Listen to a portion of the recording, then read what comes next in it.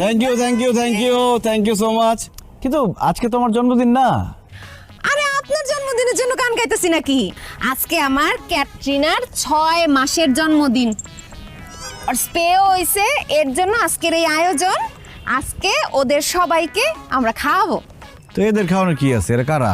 এরা কারা আমি পরিচয় করা দিতেছি। তোমার নাম বলো, তুমি কি করো বলো আঙ্কেল রে। আমার নাম চাঁদা, আমি বাজারে ফুল বেচি।